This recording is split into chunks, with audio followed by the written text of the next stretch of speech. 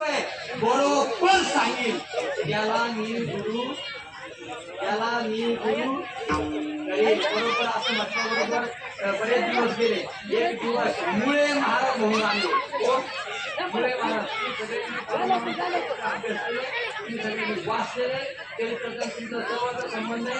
प्रत्यक्षच करून जातो. मुळे महाराज म्हणून आले आणि मुळे महाराज बाळूमामांना सांगायला लागले, बाळूमामा तुमच्या खिशात 120 रुपये 120 रुपये. इतका आनंद झाला बाळूमामांना.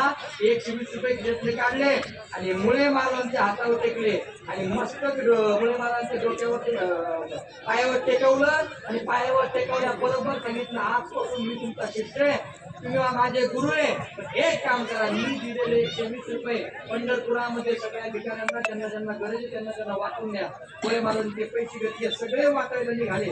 सगळे पैसे वाटले पण काही पैसे शिल्लक राहिले.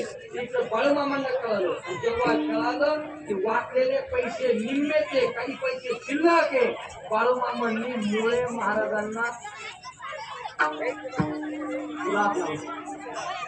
ऐकलं? गुलाब लावले. मग तिथं गुरुला सोडत मग ते जर आम्हाला सोडणारे नसतील आम्ही करायचंय काय? एकच काम करा, ज्यांच्या प्राणात जमलोय, ज्यांच्या सेवेसाठी जमलोय, त्यांच्या प्राणात सेवेसाठी जमलोय ना, त्यांचं नामचिंतन नामस्मरण केला. ते जर केलं तर जीवनातलं दुःख आपण जो भंडारा लावतो. भंडारा म्हणजे काय?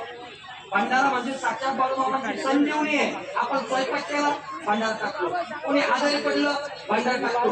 कुत्र जरी आजारी पडलं तर आपण भंडार टाकतो. याचं काय कारण? याचं कारण एकच आहे. भंडारा म्हणजे साक्षात भगवान श्री बाळूमामांची संजीवनी आहे. आणि ती संजीवनी जर मस्तकाला लावली तर आपण आपल्या जीवनात पाप घालवायची ताकद, तुमच्या आपल्या जीवनात दैन्य घालवायची ताकद, तुमच्या आपल्या जीवनात ताप घालवायची ताकद त्या भंडाऱ्याच्या. म्हणून एकच काम करा, तिथं आले ना, भक्तीने, भावानं, श्रद्धेनं फक्त बाळूमामांचं नामचिंतन करा.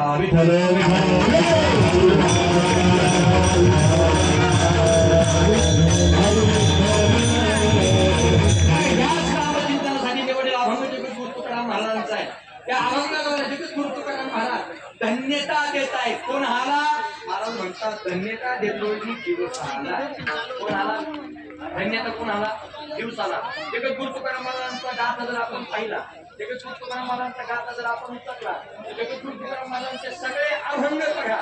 ते सगळे अभंग जेव्हा आम्ही जगद्गुरु तुकाराम महाराजांचे पाहतो, तुमच्या आमच्या सगळ्यांच्या लक्षात या सगळ्या अभंगामध्ये जगद्गुरु तुकाराम महाराज बरेच अभंग